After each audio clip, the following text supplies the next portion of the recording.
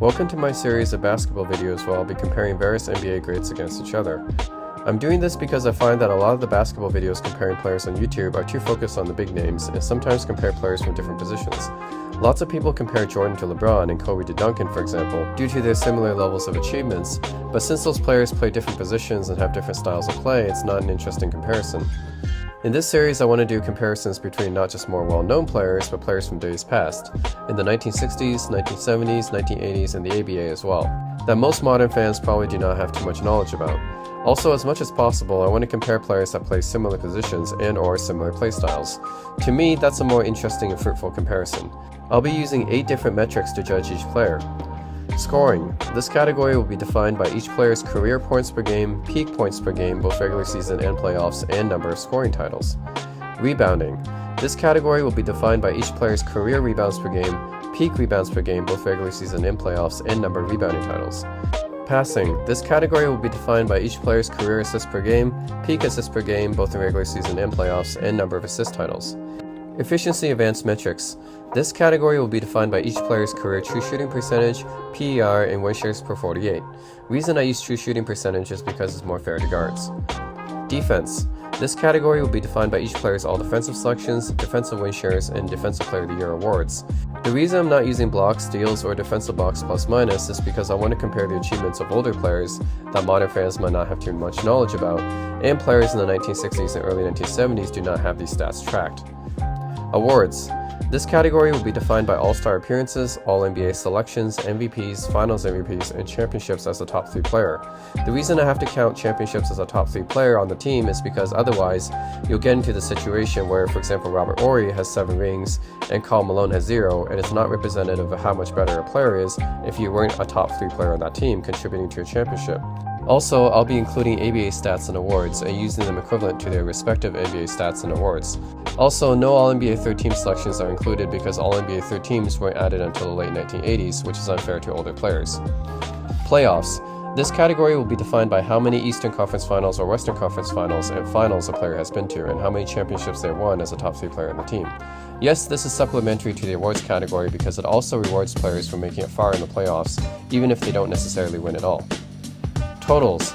This category will be defined by longevity, how many total points, rebounds, assists, and win shares a player has accumulated throughout their career, and rewards a player's durability. After all, a lot of people say the best ability is availability. And of course, this is only going to be my opinion from comparing the available metrics, since I've not watched most of these players live or even been born when some of these players have been playing. And to keep it fair, I'm judging them based on how they did in their own era.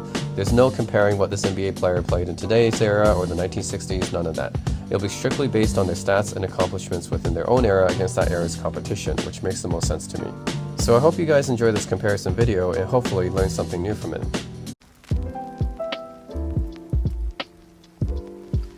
The 31st episode in the series looks at 2 power forwards who both had overlapping primes, who could score well, rebound well, and were stars for their respective franchises.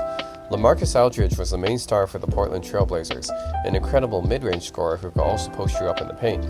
While Blake Griffin was known as the go-to scorer for the Chris Paul era LA Clippers, a versatile power forward who was an excellent dunker and playmaker for his position. Both of them actually ended up playing for the Nets in their twilight years, but who had the better career? Let's find out. In the scoring category, both players could be counted on as the main scorers for their respective franchises. Both players had similar averages, with Aldridge averaging 19.1 points per game for his career, peaking at 23.4 points per game in 2015, and 20.8 points per game in the playoffs, peaking at 26.2 points per game in 2014. Griffin averaged 19.7 points per game for his career, peaking at 24.5 points per game in 2019, and 18.5 points per game in the playoffs, also peaking at 24.5 points per game in 2019. While Lamarcus was a more skilled scorer, getting his points from a variety of moves in the post and mid-range, Griffin initially mostly got his points from his powerful dunking prowess, but eventually developed a post-game as well. Both players could score in bunches, and although Griffin had a slightly higher peak in the regular season, both players' numbers are similar enough that I'll have to call this category a tie. In the rebounding category, both players are also quite similar. Aldridge averaged 8.1 rebounds per game for his career, peaking at 11.1 per game in 2014, and 8.5 rebounds per game in the playoffs, peaking at 11.2 per game in 2015. Griffin averaged a similar 8.2 rebounds per game for his career, peaking at 12.1 rebounds per game in his rookie season in 2011, and 7.8 rebounds per game in the playoffs, peaking at 12.7 per game in 2015. Although Griffin had the higher peak here as well, Aldridge was consistent enough that he ended up having very similar averages to Griffin. So both were very solid rebounders, and it's a very close decision to call, so I have to call this one tie as well. The passing category is one where there's a clear winner here. Aldridge averaged 1.9 assists per game for his career, peaking at 2.6 per game in 2013-2014, and 1.7 assists per game in the playoffs, peaking at 2.7 per game in 2019. But Griffin averaged a much more impressive 4.1 assists per game for his career, peaking at 5.8 per game in 2018, and 3.6 per game in the playoffs, peaking at 6.1 assists per game in 2015. Aldridge was not relied upon for his passing. It was more or less a black hole once the ball got to him, but Griffin was one of the best passing forwards of all time. His 4.1 assists per game ranks him alongside guys like Giannis, Connie Hawkins, and Chris Webber as one of the highest assists per game amongst any power forward all time. Griffin was an excellent passer out of the post, and so this category isn't really close and easily goes to Blake Griffin. In the efficiency and advanced metrics category, both Aldridge and Griffin were quite efficient players and neither took many bad shots.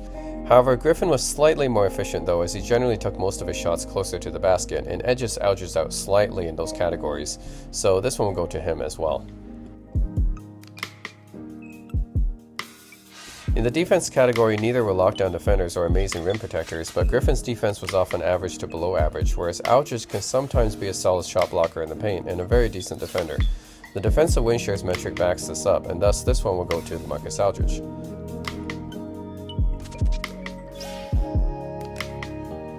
The awards category is very close, as neither player has won a championship or has even gotten to the finals. Both have a few All-NBA second selections and a decent number of All-Star appearances though.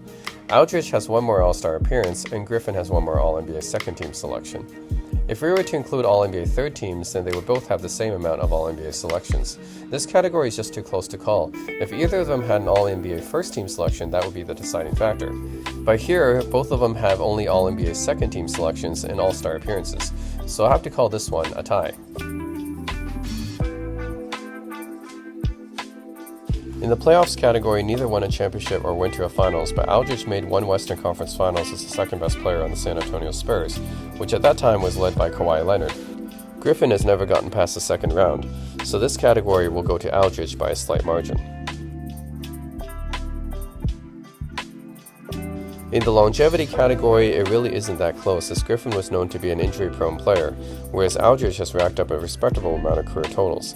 This one will definitely go to Aldridge.